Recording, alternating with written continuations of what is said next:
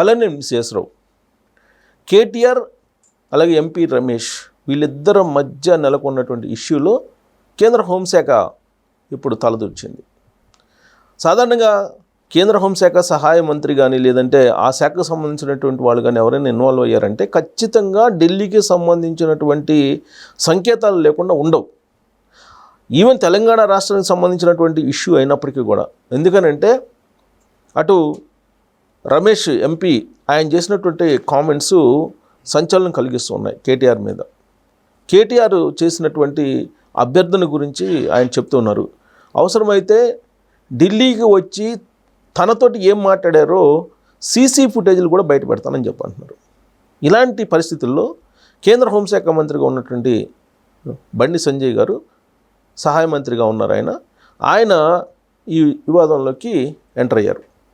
Date KTR చెప్పిన, time KTR చెప్పిన, time అయినా డేట్ అయినా ఏదైనా సరే ఫిక్స్ చేసి చెప్తే తాను రమేష్ని తీసుకొని వస్తాను, చర్చకు సిద్ధమేనా, వాళ్ళిద్దరి మధ్య అసలు ఏం జరిగింది అనేది తనకు తెలుసు, ఆర్థికపరమైనటువంటి లాభాన్ని రమేష్ దగ్గర నుంచి కేటీఆర్ పొందారు అనేటువంటి అభిప్రాయాన్ని బండి సంజయ్ గారు వ్యక్తం చేస్తూ ఉన్నారు.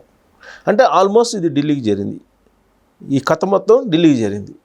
ఇప్పటికే ఈడీ సిబిఐకి సంబంధించినటువంటి విచారణ చేయించాలి కేటీఆర్ ఇష్యూస్ మీద.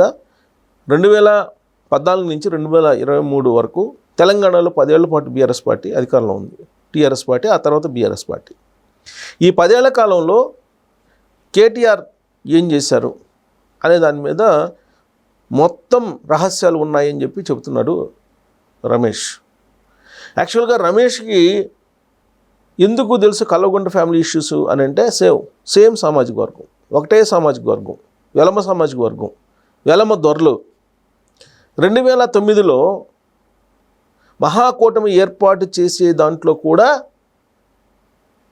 రమేష్ తోటే లైజనింగ్ నడిపారు బీఆర్ఎస్ పార్టీకి సంబంధించినటువంటి వాళ్ళు, ఆ రోజు ఉన్నటువంటి టీఆర్ఎస్ పార్టీకి సంబంధించినటువంటి నేతలు. కాబట్టి ఆ డీల్ దగ్గర నుంచి ప్రతిదీ రమేష్కి తెలుసు. ఎంపీకి, బీజేపీ ఎంపీ ప్రస్తుతం ఆయన అనకాపల్లి ఎంపీగా ఉన్నారు రమేష్ గారు. ఆయన ప్రతి అంశం కూడా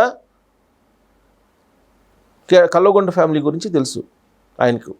అందుకే అంత కాన్ఫిడెంట్గా ఆయన చెప్తున్నారు రమేష్ గారు.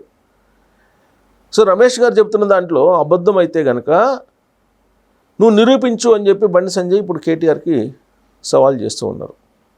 దీంతో పద్మవ్యూహంలో కేటీఆర్ గారు ఇరుక్కుపోయారేమో అనేటువంటి భావన కలుగుతుంది. ఇప్పటి వరకు ఏ అంశానికైనా చర్చకు వస్తాను అని చెప్పేటువంటి కేటీఆర్ గారు ఈ అంశంలో ఇప్పటి వరకు అయితే ముందుకు రాలా.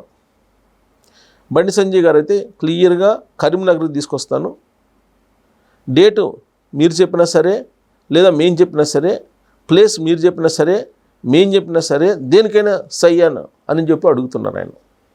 సాధారణంగా బండి సంజయ్ గారు ఇలాంటి ఇష్యూస్లో కొంత దూకుడుగా ఉంటూ ఉంటారు రాజకీయాల్లో, ప్రత్యేకించి కల్వకుంట్ల ఫ్యామిలీ అన్నా లేదంటే కల్వకుంట్ల సంబంధించినటువంటి ఇష్యూస్ అన్నా బండి సంజయ్ ముందు ఉంటారు.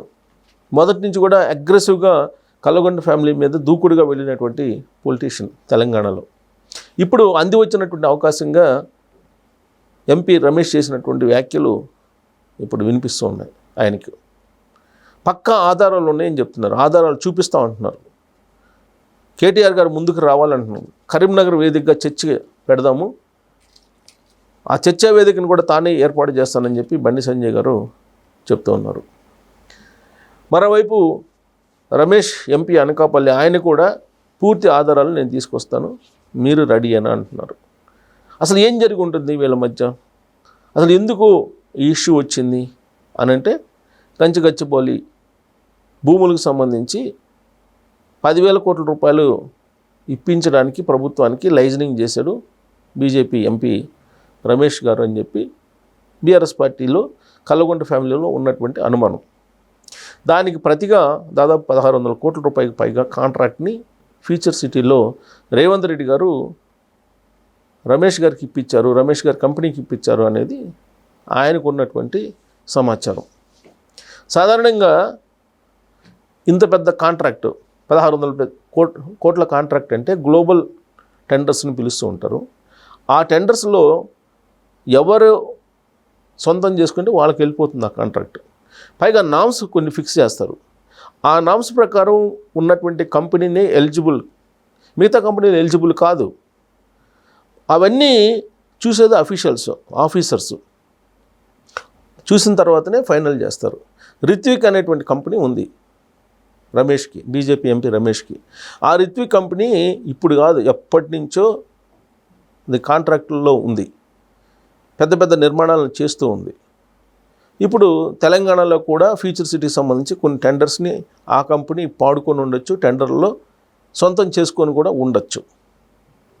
అసలు కల్లగుండ ఫ్యామిలీ అధికారంలో ఉన్నప్పుడు 2014 నుంచి 2023 మధ్యలో తెలంగాణలో జరిగినటువంటి మేజర్ పనులు, వాళ్ళు చెప్తున్నటువంటి కాళేశ్వరం కానీ, లేదా ఇతర ప్రాజెక్టులకు సంబంధించినటువంటి అంశాలు కానీ, లేదా టాప్ కంపెనీల్లో రియల్ ఎస్టేట్కి సంబంధించినటువంటివి కానీ, కన్స్ట్రక్షన్లో కానీ, ఆంధ్రాకు సంబంధించినటువంటి కంపెనీలకి తప్ప తెలంగాణ కంపెనీలకి ఏవైనా ఇచ్చారా? కల్లగొండ ఫ్యామిలీ అనేది తెలంగాణ ఉద్యమకారులే అనేక సందర్భాలు ప్రశ్నించారు కదా. మొత్తం ఆంధ్ర కాంట్రాక్టులు, ఆంధ్ర రియల్ ఎస్టేట్ వ్యాపారులు, ఆంధ్రాకు సంబంధించినటువంటి బిజినెస్ పీపుల్తోటే టైఅప్ అయ్యి కల్లగొండ ఫ్యామిలీ నడిచింది అనేటువంటి ఉద్దేశంతో కదా తెలంగాణ సమాజంలో ఉండేటువంటి రూరల్ ప్రాంతం అంతా కూడా మొన్న ఎలక్షన్లో తిరగబడి 2023 ఎన్నికల్లో ఇంటికి పరిమితం చేసింది బీఆర్ఎస్ పార్టీని. ఇదంతా వాస్తవం కాదా అని బీజేపీ వాళ్ళు అలాగే కాంగ్రెస్ పార్టీ వాళ్ళు ప్రస్తావిస్తూ ఉన్నారు. వాస్తవంగా కాంట్రాక్టులను తీసుకుంటే కనుక ఖచ్చితంగా ఆంధ్రాకు సంబంధించిన పేరు మోసినటువంటి కాంట్రాక్టర్లకే కీలకమైనటువంటి పనులన్నింటినీ అప్పచెప్పింది ఆ రోజు ఉన్నటువంటి బీఆర్ఎస్ పార్టీ ప్రభుత్వం, కేసీఆర్ గారి ప్రభుత్వం. ఇప్పుడు రిత్విక్ కంపెనీ అనేది ఆంధ్రప్రదేశ్కి సంబంధించిన కంపెనీ ప్లస్ బీజేపీకి సంబంధించినటువంటి ఎంపీ కంపెనీ కాబట్టి దానికి రేవంత్ రెడ్డి గారు టెండర్ ఇచ్చారు. కాబట్టి కాంగ్రెస్ పార్టీ బీజేపీ కలిసి తిరుగుతున్నాయి. ఢిల్లీలోనేమో వ్యతిరేకంగా మాట్లాడతారు, ఇక్కడికి వచ్చేమో కలిసి ఉంటారు అనేటువంటి వ్యాఖ్య చేస్తున్నారు. బీజేపీ అలాగే కాంగ్రెస్ పార్టీ తెలంగాణలో ఏమో వేరువేరుగా అని చెప్తాయి, బట్ ఢిల్లీ వెళ్ళి ఒకేలాగా వ్యవహరిస్తున్నాయి. బడే బాయ్ చోటా బాయ్ అంటూ రేవంత్ రెడ్డి వ్యవహరిస్తున్నారు అనే పొలిటికల్ యాంగిల్లో తీసుకొని పొలిటికల్గా గెయిన్ అయ్యేటువంటి ప్రయత్నం కేటీఆర్ గారు చేశారు.